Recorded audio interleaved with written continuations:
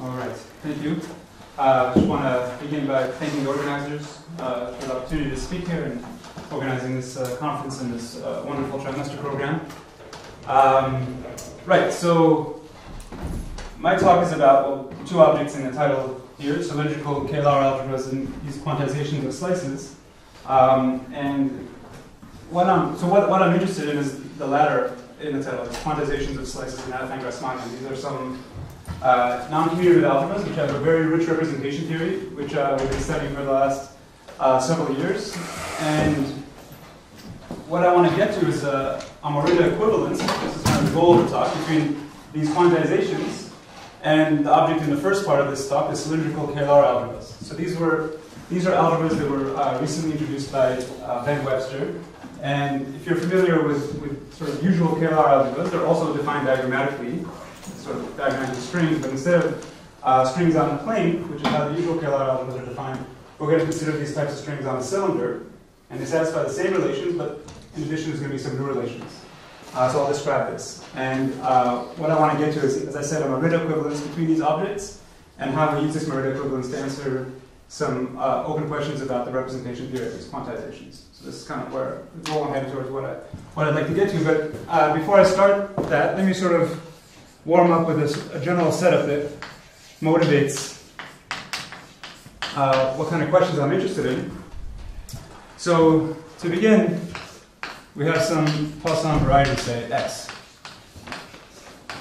And maybe as I describe this general setup, I'll give a motivating example.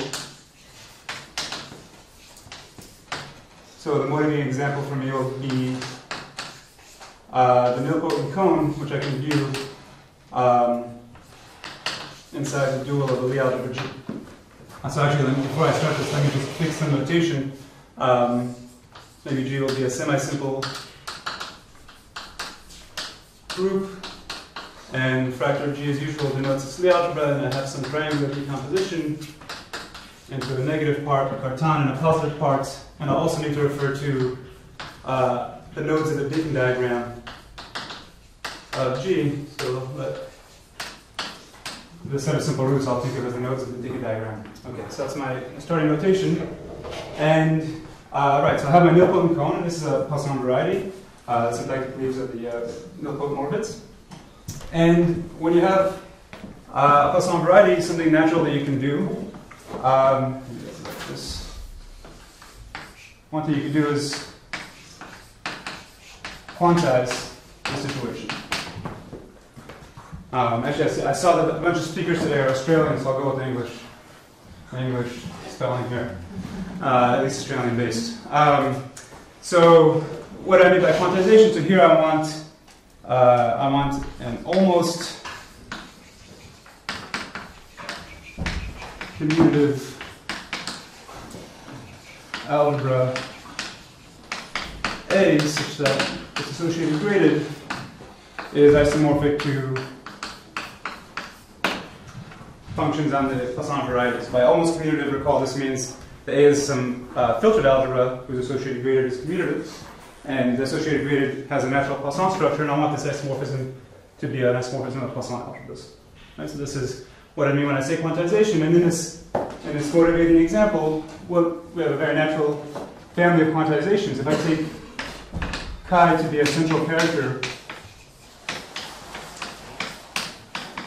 of the enveloping algebra of G, so U of G denotes the enveloping algebra of G, and then this is the center, I can look at the two-sided, I can look at the central quotient of U of G, so this is U of G quotient out by this ideal. And then this is a filtered algebra. It inherits a filtration from the enveloping algebra, and I think it probably goes back to constant that the associated graded is isomorphic to functions on the nilpotent cone. Right, so this is my quantization, and when we have these non-commutative algebras, of course, a very interesting thing to do is to study them. So sort of my next arrow here would be to study the representation theory of these. For which chi is this a Poisson isomorphism? I think it's true for any chi. Yeah, it's true for any chi.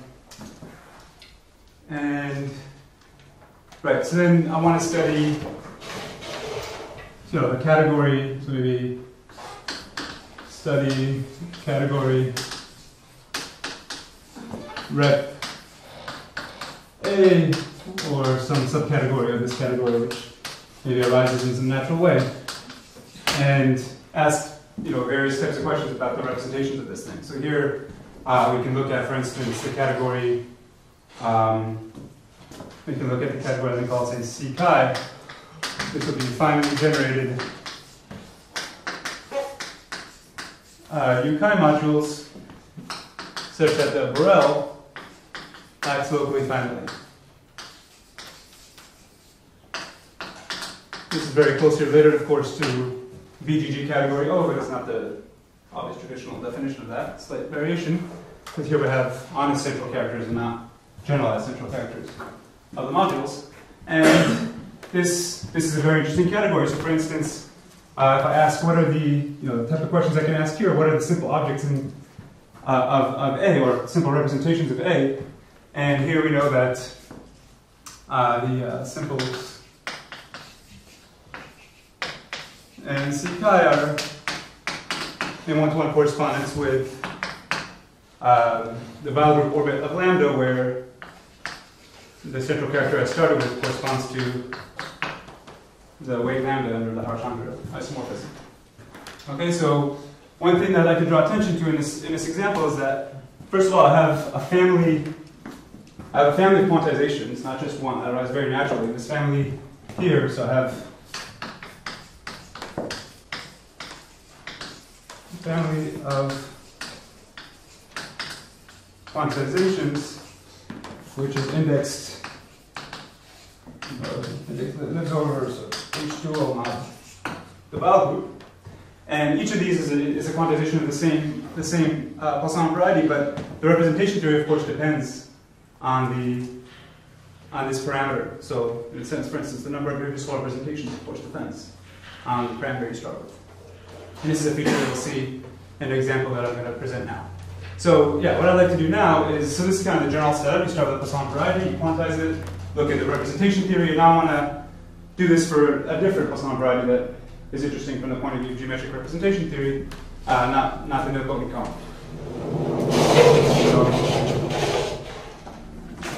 So, what I'd like to do now is introduce, that's sort of part one, I'd like to introduce now slices in the affine Grassmannian. And these will play the role of X in this example. So here I'll take GK will be the loop group of G. So this is a Lorentz series points of G. And inside here I have a positive loop group, I'll denote G sub O. This is the power series points of G. And the affine Grassmannian, which I'll denote GR, is just defined as the quotient of these two groups. So this is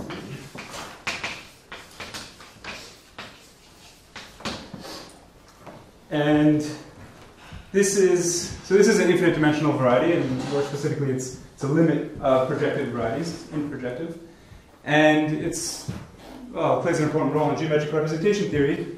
The features I want to draw attention to right now are the following. So notice that G of O acts in that affine Grassmannian by left multiplication, and I can ask what are the orbits of this action. So if I take lambda, a co-weight of G, then I can associate to this a point T lambda inside the affine Grassmannian, and let me denote GR upper lambda to be the orbit of this point under the positive loop group. And it's not very difficult to show that the affine Grassmannian decomposes into these GR lambdas, where lambda ranges over dominant co-weights of G. So here, this is the dominant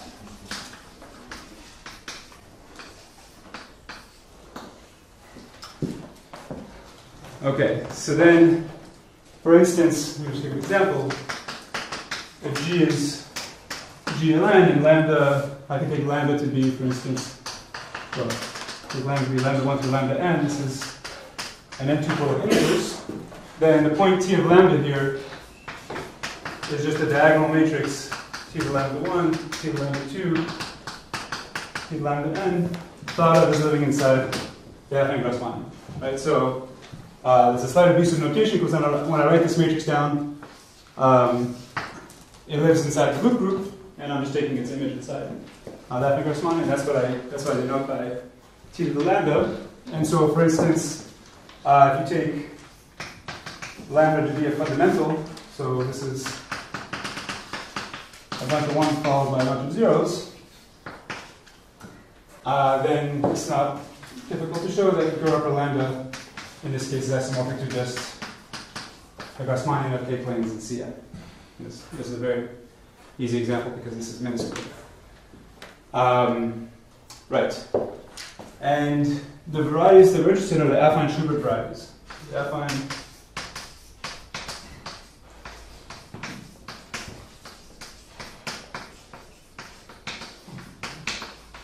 these are the closures of these Gur lambdas. Gur lambda bar, which is a union of these orbits Gur mu, where mu is less than or equal to lambda in a positive root ordering. So here when I write, so this means when I write mu is less than or equal to lambda like this, it means that lambda minus mu is a positive linear combination of simple roots.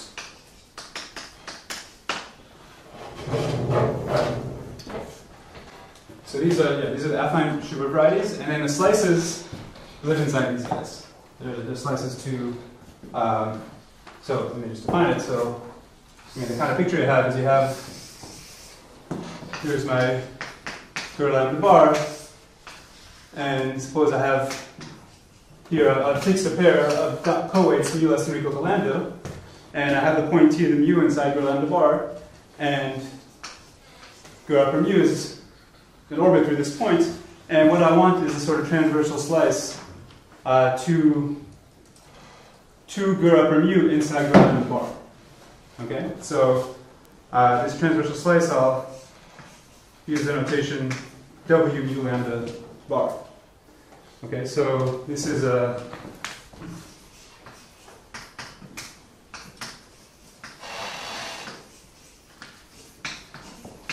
slice 2 Gur mu sitting inside Gur lambda bar.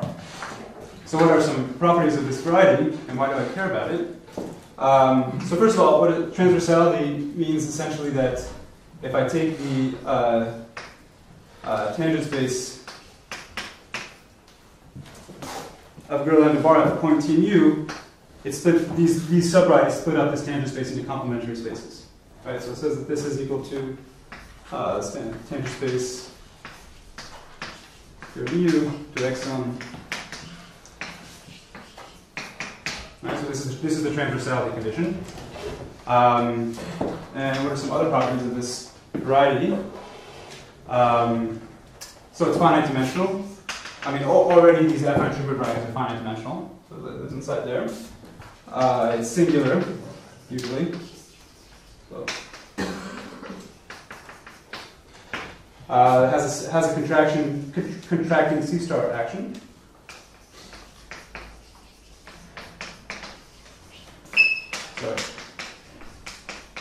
So there's a C star action on the affine Grassmannian just by loop rotation, and this acts on this variety. And I mean, most importantly for us, from the point of view of this example that I started with, it's a Poisson subvariety of the affine Grassmannian. So I didn't say this before, but the affine Grassmannian itself has a Poisson structure because it's a quotient of Poisson groups. So it's a Poisson homogeneous space. And this slice, I didn't actually tell you the definition of the slice, the construction of the slice, so that I'll come up in a second. But this slice is a union of symplectic leaves of this affine Grassmannian, and so it has a Poisson structure. And maybe one more thing I'll put it up there. The last thing I just wanted to say is that from the point of view of geometric stochastic correspondence, it arises in a pretty natural way because it geometrizes weight spaces of representations. So let me just. Union of varieties, practice. Yeah.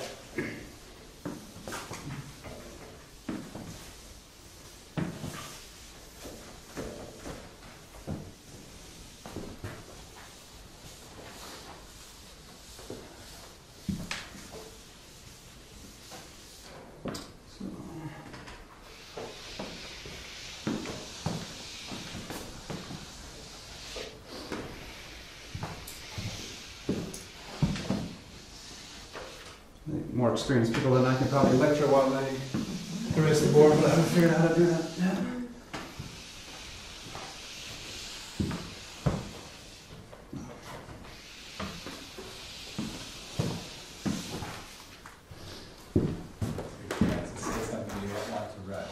What's that? It's your chance to say something you don't want to write. That's a good point.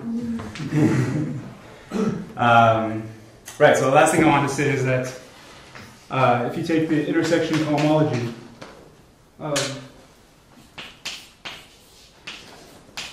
in space, this is isomorphic to, so this is the mu weight space of the irreducible representation of the Langlands dual of G, V lambda. And so this is a consequence of geometric Sasaki correspondence. So this is not at all important for what I'm going to say today. It's just trying to persuade you that these are interesting varieties. Okay, so now what I want to do, now is play this game that I started with on these varieties, on these Poisson varieties. I want to quantize them and then ask study the representation theory, see what we can say. And this quantization I'm going to describe now, this was done by, so this is from 2014, I guess not today's standard, kind of old. So this is with Kamnitzer, Webster, and Weeks. We constructed quantizations of these slices. Now I want to tell you a bit about what our construction looks like. So our input that we started with is an algebra of Y, which is called the Yangian of G. So this is a quantum group, and as is common in the kind of theory of quantum groups, this is defined by generators of relations. Maybe not the most pleasant definition. But let me just say a few words about that, but I won't define it completely because that'll take the whole board. So you have generators which kind of look like Yacobi generators, EIs, HIs, and FIs, but now they have these superscripts. So here I ranges over the nodes of the diagram, and R is a number bigger than or equal to 1. Okay? And the relations, let me just give you some examples. So for instance, as you would expect, the H generators commute. They generate a kind of Cartesian algebra. If you take, for instance, you want to commute an E and an F generator, well, if I and J are equal, you get something that looks familiar. You get an H-type generator. And maybe give you one more example of a relation, for instance. How do the EIs meet among themselves? You get a relation that looks like this.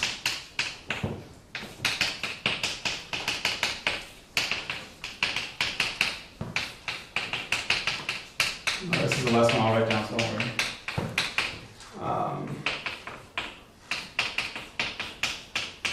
And then there's a bunch more. But this is kind of what the relations look like. In this algebra, And the reason that this is the start point, this looks kind of unrelated to what I've been talking about so far. The reason that this is sort of the starting point for our story is that the following theorem. So this is a filtered algebra where these generators with superscript r live in degree r. Okay, so you can try to take the associated graded of this algebra, and what you get is functions on a type of congruent subgroup. So here, what is this thing I wrote over here? Well, if you look at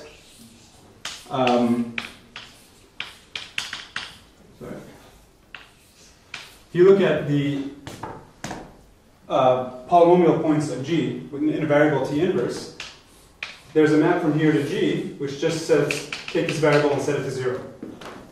Right? This is some surjective map, and the kernel of this map is what appears in this thing. This you can take as a definition of this group. So for instance, if G is SL2, then what this looks like is 2 by 2 matrices whose entries are polynomials in T inverse. The determinants equal to 1.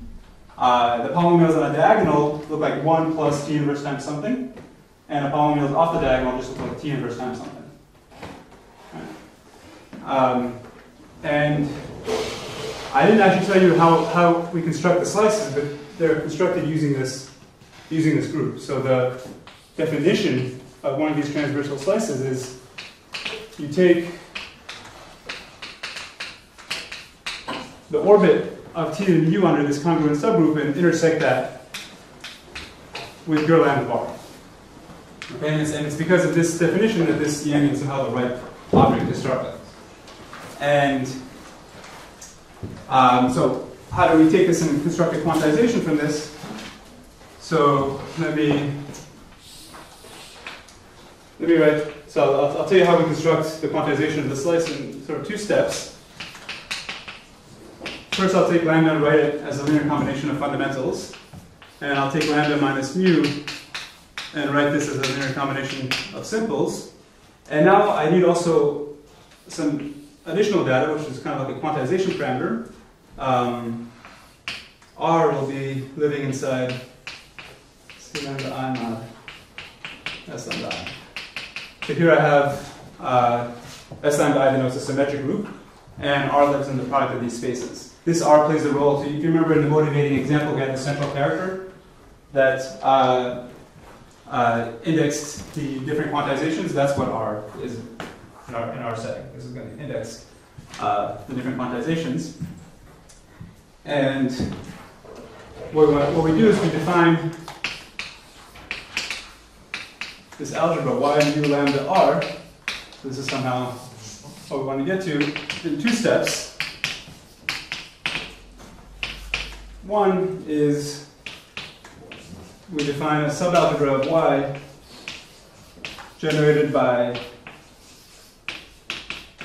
all the EIRs, all the HIR, but only some of the FI generators.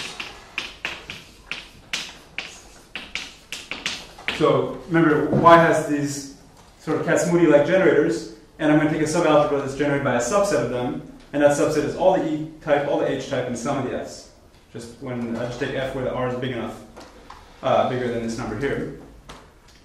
And the point of this slice of mu is that this quantizes that first variety that appears in the definition of the transversal slice. Remember, it's an intersection of 2 things. This is the quantization of the first part. What is that pair? Sorry? What is the pair between mu and alpha? Well, I guess I'm being a little sloppy here. So this is a co-weight, and this is a weight. Alpha I is a co-weight, I think. Alpha I is a simple root of G, and mu is a co-weight. But you know the relation lambda minus mu. Yeah, okay, so here I have like this. Okay. Sorry. Yeah, so here I'm being a little sloppy. Here. What was the filtration again on the Y? Just these generators here to live in the degree of their superscript. Oh, right. Yeah.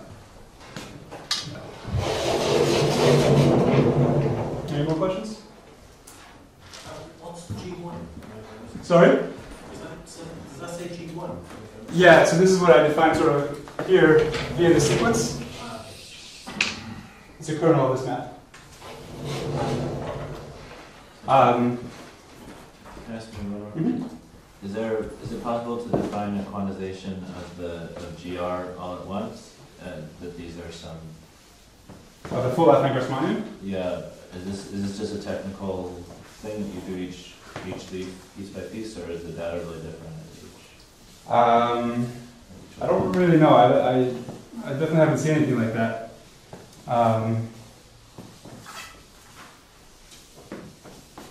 Yeah, off the top of my head, I wouldn't know how to quantize affine Grassmannian all at once.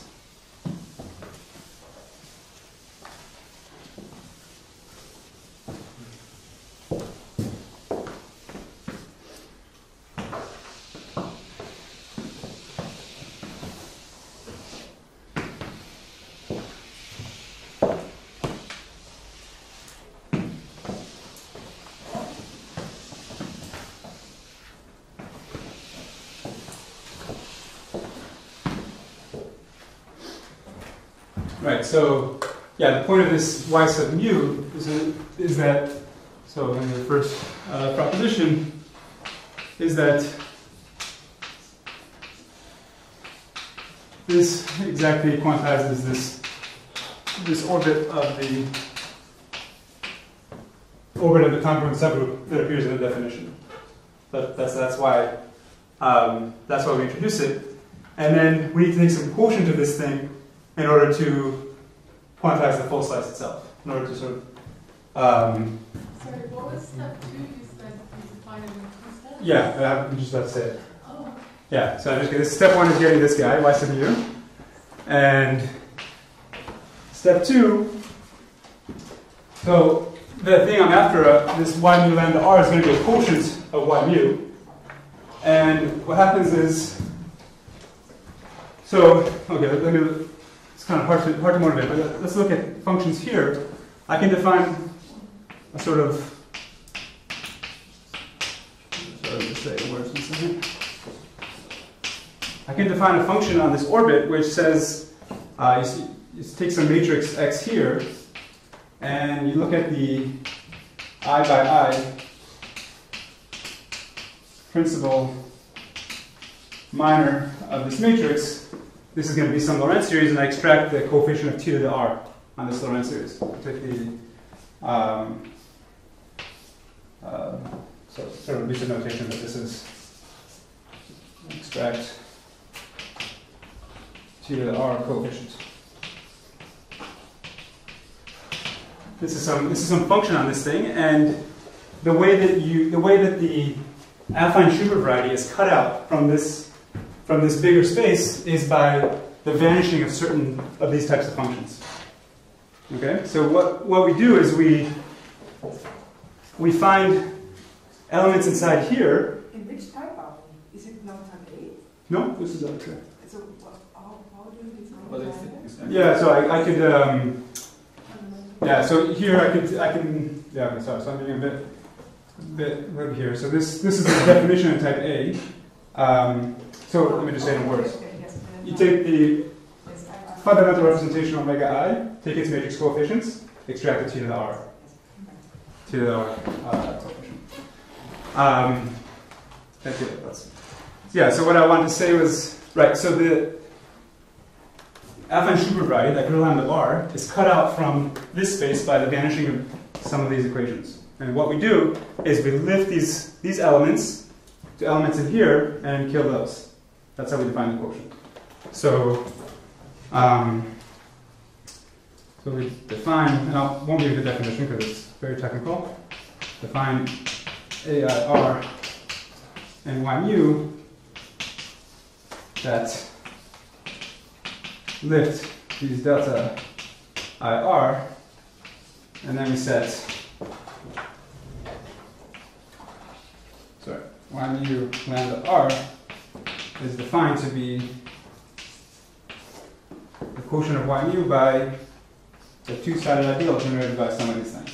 So this is R bigger than MI.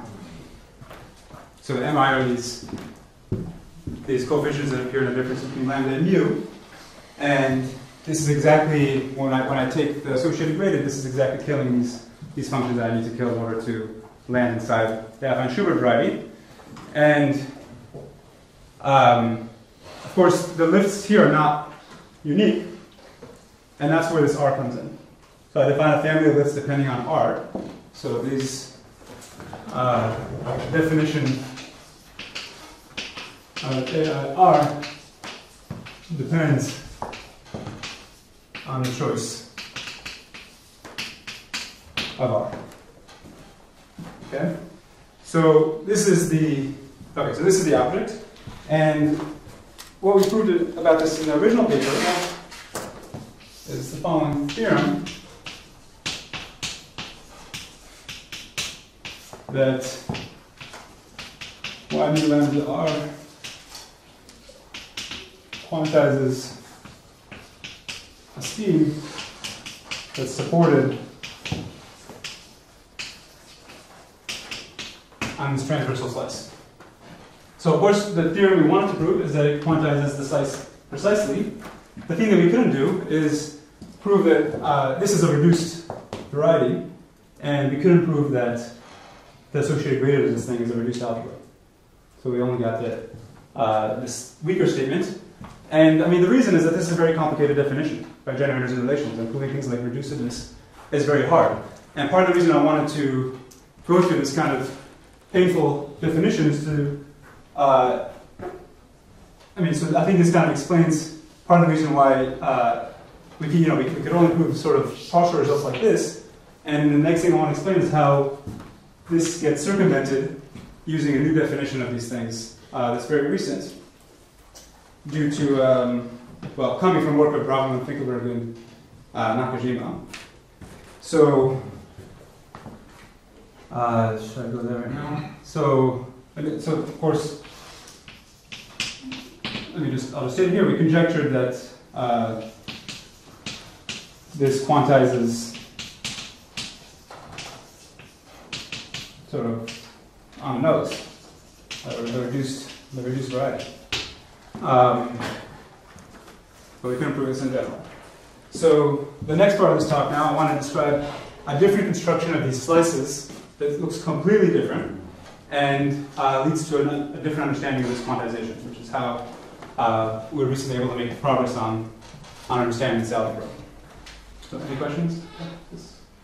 So, did the lambda come in here, or just the R? Well, the R knows lambda.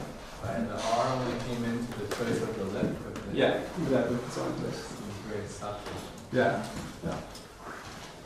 Sorry, I'm not sure I quite know what you mean when you say principal minor, even in type A. So I would think of principal minors as being indexed by the columns, say.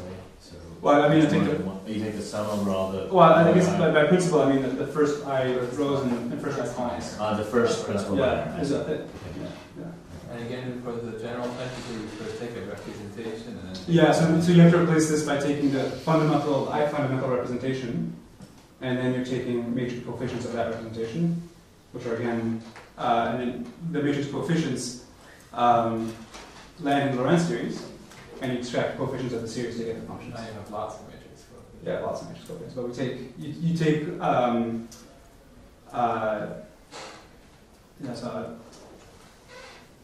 so you take particular matrix coefficients for the fundamental representation. I don't want to write it down. Whatever gives you this in type. Yeah, exactly. Yeah. Okay, so then now I want to talk about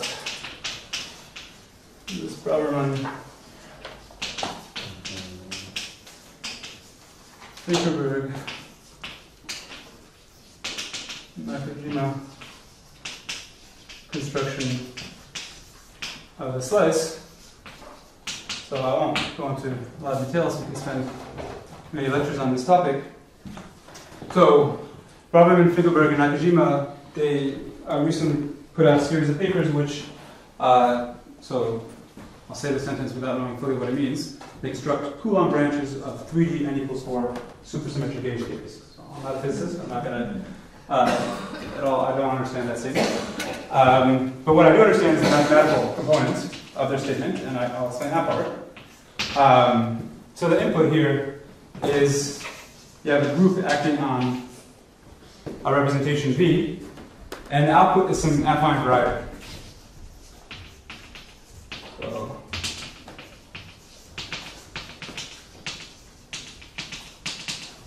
which I'll denote NGV. And the construction of this variety is very interesting. And one novel aspect of this construction is that, so it turns out that this variety is going to be a Poisson variety, right, E, G, and V. And their construction, a quantization of the variety sort of comes along for the ride. They construct the variety and this quantization at the same time. So let me just give you a very, very brief indication of how the construction looks like. So we look at a bundle over the affine Grassmannian. So here, when I write V of O, this is the extension of scalars to power series, V. This has an action of G of O on it. And this is a bundle that lives over the affine Grassmannian. And I can define a map. Well, actually, let me write it this way. I can define a map from this space to the affine Grassmannian across V sub k, where V sub k is defined in the same way as I wrote over here. And how does this map? What does this map look like if I take? So I think of elements here as equivalence classes. If I take the equivalence class G comma V, this goes to the pair equivalence class of G. Now I'm thinking of that as an element in affine Grassmannian, and the action of G on V. That lands inside here, right? And sorry, let me go over here and use this space here. So let me call this map pi, and the VFN space. So R GB is defined to be the inverse image of the affine Grassmannian cross V of O. And so in the first paper of this Braverman, Finkelberg, Nakajima, they tell us how to make sense of the G of O equivariant homology of this space. So this is actually a very subtle issue because this is interdimensional in sort of many directions. And this is defined, so here we're taking equivariant Borel-Moore homology, and this is defined as like an inductive limit of a projective limit of Borel-Moore homologies for actually finite dimensional guys that we can understand. Because this space is actually an inductive limit of a projective limit of just spaces. And so you can make sense of this thing, and then one of the amazing facts about this is that there's a convolution product on it.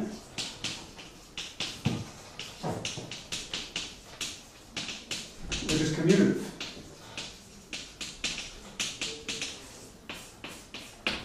And this convolution product is for me very non-trivial. But and the fact that it's commutative I find very surprising. But what you can do now is take this commutative algebra and take its spectrum and define the variety this way. So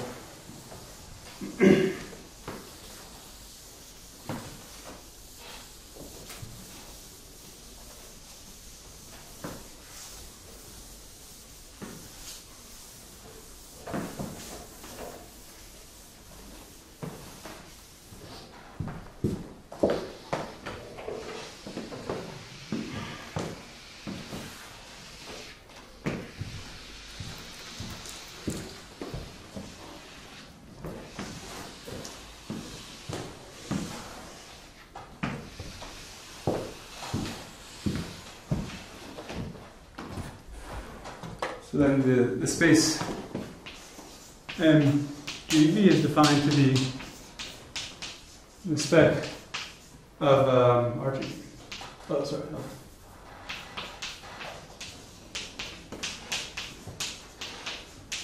The spec of this commutative algebra. And what I said before is that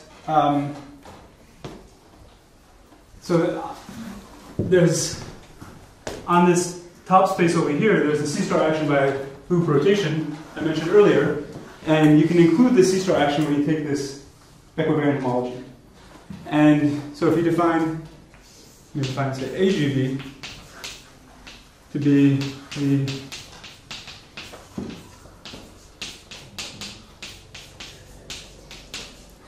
the equivariant homology for this slightly bigger group, now this is an algebra over some polynomial we're going to call C of H, where H corresponds to this equivariant parameter. And this AGV quantizes NGV. Okay, so here I mean quantization in a slightly different sense that I wrote before, kind of the resalvo sense, where if I set H to 0, I get functions on M in this sense. Okay? And, okay, so this is a very general story that I'm telling you very, very little about. But what I want to get to is their main theorem, or the main theorem in one of their papers. So this is, which says that you can construct these transversal slices using this geometric way, this geometric picture. So here, if you take G is simply laced, and now, so recall that I have mu less than or equal to lambda, and I have these parameters that I introduced earlier when I was defining the quantization of the slice, these lambda i's and these mi's. Then if I take a group, let me call it GL mu lambda to be the product of GL mi's over every I, and if I take a representation of d mu lambda to be sum over all edges in my, so I orient the Deacon diagram of G in some way, and I take the following space.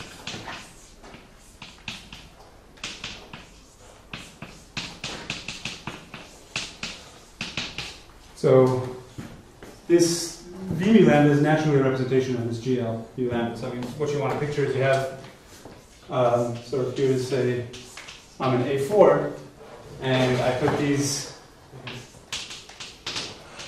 the dimension vector corresponding to the ends on these nodes, and I orient this quiver in some way, and I take the gauge group corresponding to this, and then I have this construction. If you're familiar with Nakajima quiver varieties, this is where this comes from. I take a framing of the quiver, and then I put the dimension vector corresponding to the lambdas up here, and the V mu lambda is the representation of this frame protein. Right? And the theorem is that, so this is just setting up the notation, the theorem is that if I apply their construction to this data, I get this slice vector. And there's something really amazing happening here, which is that, if you recall, when we were defining the transversal slices, mu and lambda are both required to be dominant co-weights. But in this definition here, there's no restriction on mu. Mu can be anything. And this gives a generalization of the slices to the case where mu is not dominant. So, remark, this gives us generalized slices. And in the paper where they prove this, they give some more explicit description of what these generalized slices look like. And now going back to what I was saying over here. Sorry, how does this depend on G? G is the Deacon type. Only on that. Only for the Deacon type. That's it. Okay. Yeah. Does not depend on orientation of the element? No. Yeah. Right, so remember, I mean, the thing I talked about in the first part of the talk is quantizing these guys. And as a result of this BFM construction, we for free have sort of a new quantization of these slices coming from this geometric definition. And so, so of course the natural question is, I mean, if there's any justice in the world, these are the same things, or we made a mistake. And the theorem, which is in the appendix to this paper, I won't write all the names, but I think I can remember the initials. Let's see. Braverman, Finkelberg, Kamnitzer, Kodera, Nakajima, Webster, Weeks. 7-author appendix. So essentially they prove that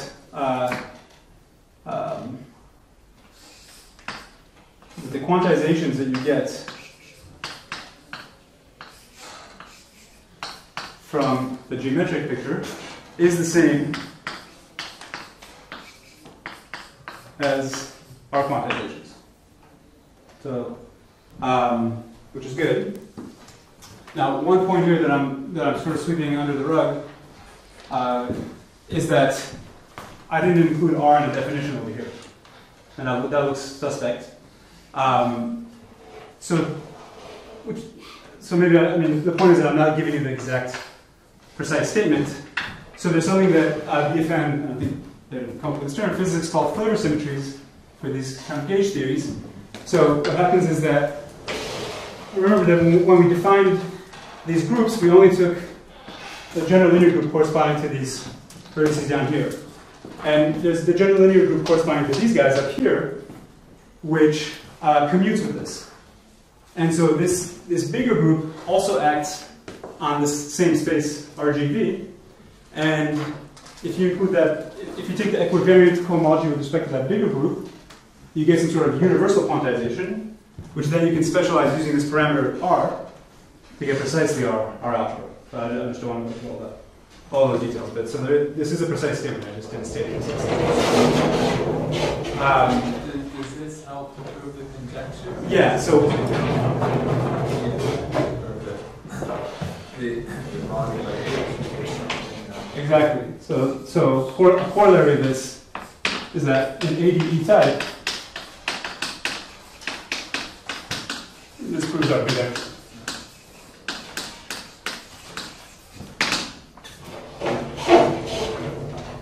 Okay, so. But that's because of what they had already identified, the classical things. Yeah, I mean, from this very general picture. Those with this slice, and then therefore. Yeah. Can I ask, was there something structural about what they did that you in your theorem and then the gap to your conjecture, there was this concern about nil-Polygon elements? Yeah. So is it somehow a priori clear that there's not this Polygon concern? Yeah, I don't think you have to worry about that here. Just because it's equivariant homology or something? I think so, but But somehow hidden in the BFN, it will be proving that these slices are reduced and everything like that. yeah, I mean, there's some general statement that these things, what they get is reduced. And I mean, I see what you're saying. How do you know that the quantization is also reduced? And I think that also follows from the properties of equivariant homology, or homology in this case. But I wouldn't be able to say off the top of my head exactly which one.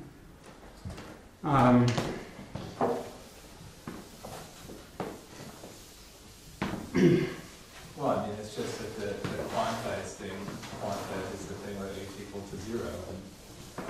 Yeah, and you get h there. equal to 0 identified precisely with the thing you have. They know it's reduced. So then, yeah. Therefore, basically prove that when h equals 0, what you get is always reduced and normal and all that. So then you can identify what you're thinking. Yeah. No, I mean, it definitely follows from the general properties about. I mean, is there a sort of general property for this equivariant homology that guarantees that you don't have any problems? I wouldn't have thought that convolution algebras would automatically reduce.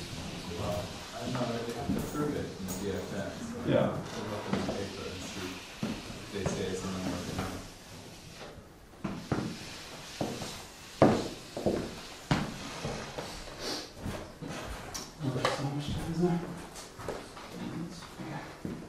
Okay, so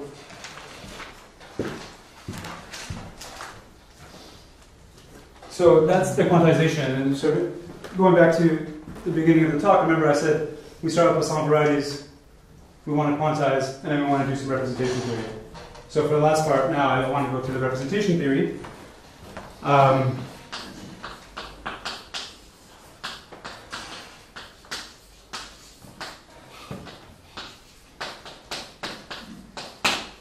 And try to convince you that this has a very rich structure here. So,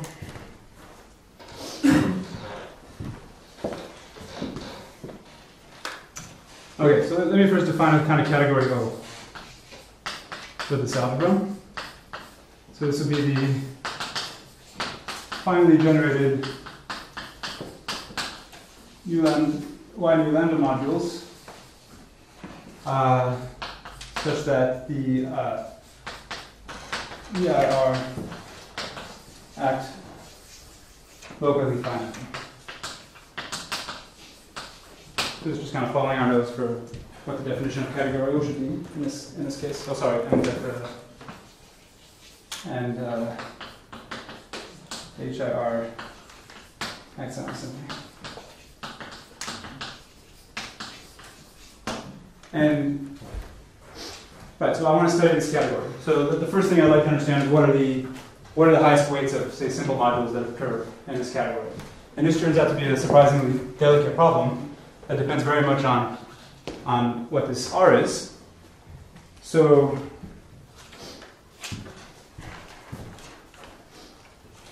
let me just give you the statement of the result I want to get to. So this is the same group, but now also with Peter Tingley.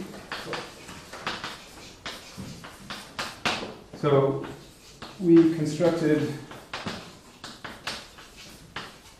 a crystal for the Langlands duality algebra.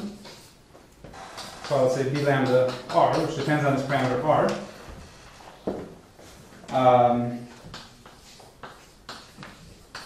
And the map from the set of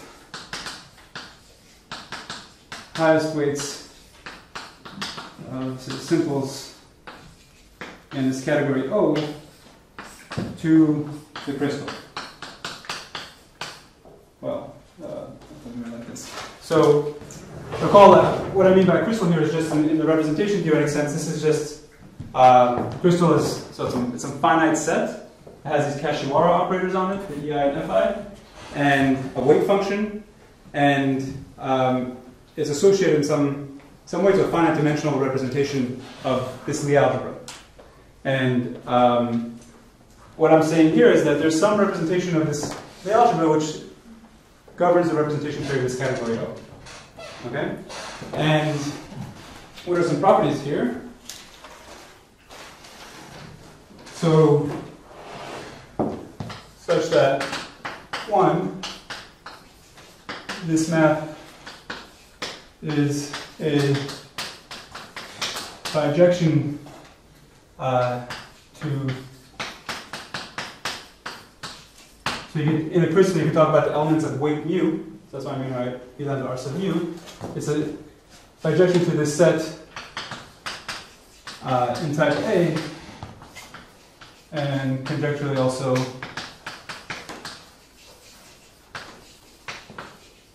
in type CE, we can only prove in type A, for any G and R, we have, so if you take it, when I write B lambda, this is the crystal of the irreducible representation of highest weight lambda. B lambda R always contains this crystal, and it always is contained in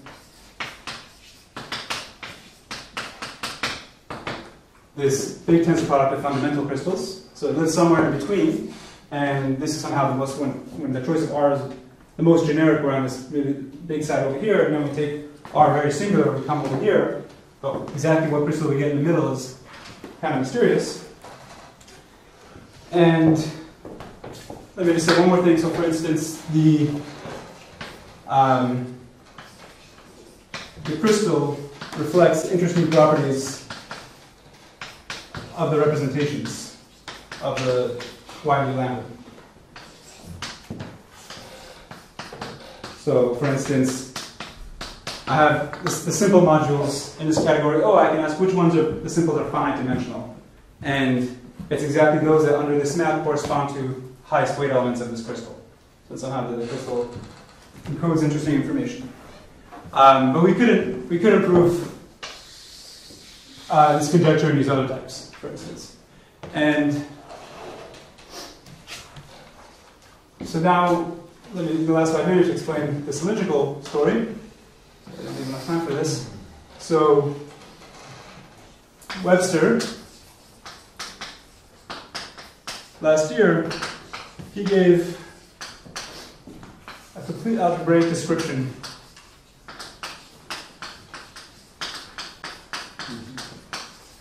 of these algebras A, G, D, for any G and D. So recall these are defined sort of geometrically. He gave a presentation of these algebras by generators and relations. And applied to our setting, to GL mu lambda, V mu lambda, right? And this is the data we started with in order to construct the slice in this way. We get the following picture.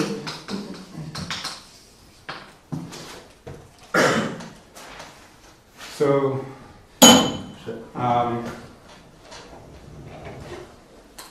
sorry, let's erase this.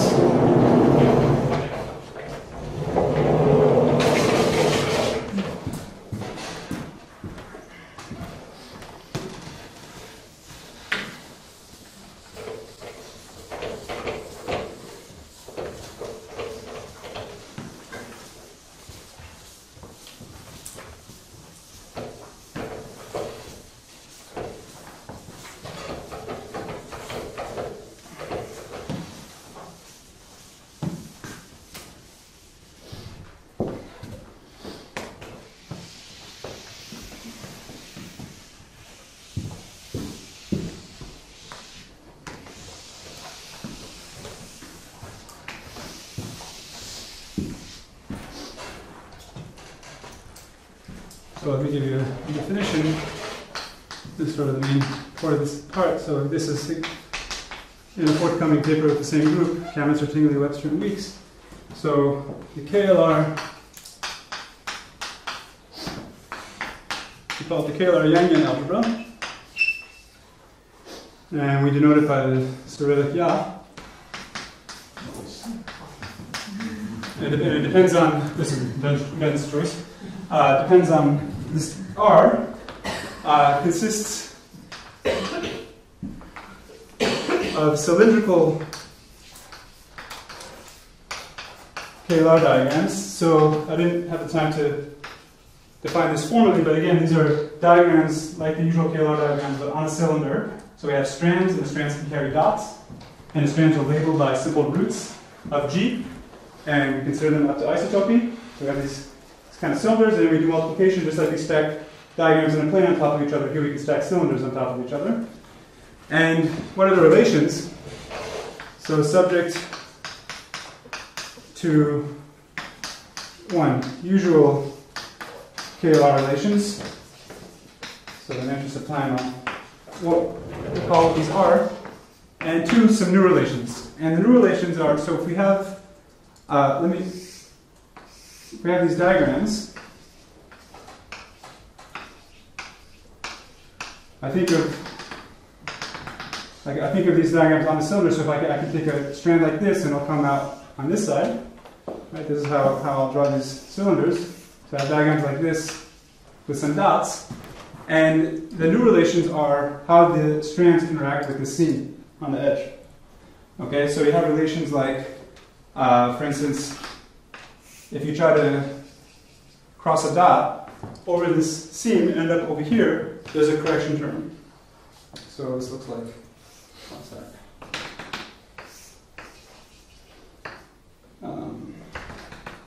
Like this. And then there's a whole bunch of other ones, and I'm sorry that I don't have the time to give you the full definition like I was planning to. There's sort of two other families of relations I want to describe. But the theorem I want to get to is the following. So there's a Morita equivalence. So there's this an idempotent E in Ya such that E is this idempotent truncation is Morita equivalent to this algebra that we care about. Sorry, so it's no longer graded, right? No. But it's filtered. Filtered, yeah. So yeah, we have this Morita equivalence, and as a corollary of this, and again, I have to apologize for not explaining the connections here, because I'm just about out of time, we get that the category O for the y mu lambdas is equivalent to, let me just write it in words, Morita, equivalent to an idempotent truncation of a Webster tensor product algebra. So these are these red-black algebras that Ben Webster introduced in order to categorify tensor products of irreducible representations, and we can relate this cylindrical KLR algebra to Webster's algebras and understand the category O of this quantization via all the results that Webster already proved about his algebras.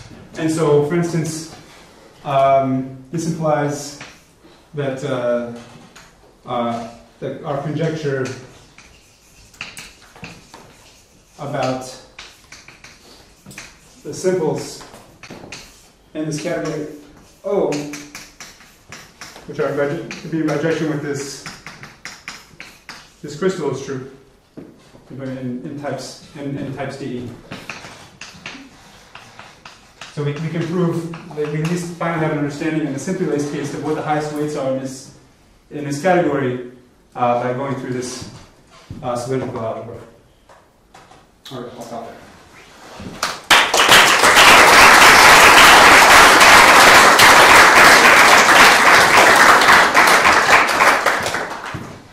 Are there any questions? So is yours like affine quasi-hereditary or some sort of that? Yeah, I think so. Though I haven't seen it written down anymore. Other questions? I had a question. Just as a matter of maybe background and general culture. In the first part, you said you started with these subvarieties of the Grassmannian, and you used this Yangian to build something that was supposed to be quantization. Was there some, or what led you to consider the Yangian? Is there some general culture that says the Yangian has to be involved somehow? Or? Well, so it's how the slices are constructed, right? So the slices were constructed using this group, which I call the congruent subgroup. Right? So you take an orbit of this guy and intersect it with the affine Schubert variety, and the Yangian quantizes this thing. So that's the connection. Okay. What is the curly Y again? This is I don't know if I was doing curly before. This is what I was. This is the same thing. This is the quantization using the Yangian to be constructed of the slices. Or, I mean, now via this BFN stuff, you can think of it as the BFN type quantization. Is there any uniqueness here about the quantizations?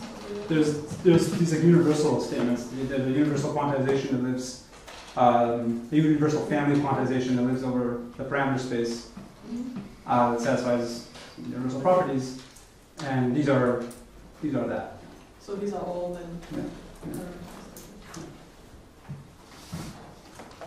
Other questions? Yes, the cylindrical KLR algebra, so it's motivated by diagrams on a cylinder. Is there some precise construction like there's the trace or some? Well, no, because there's these new relations. So you don't just take the usual KLR diagrams and just draw them on the cylinder and just consider that algebra. Sure. You have to add new relations on it. So the next question is I don't know, but I don't think so. Yeah. Is there any analogous thing you can do for the non-cylindrical, the usual KLR? There's nothing, there's no idempotent, and there you can To relate it to this thing? Oh, to relate it to something else. Is there Um,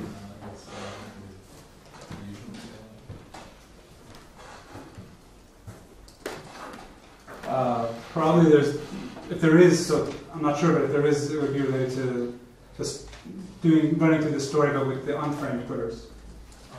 That's where the usual KLR algebras appear. So, but I'm not sure what the exact setting would be.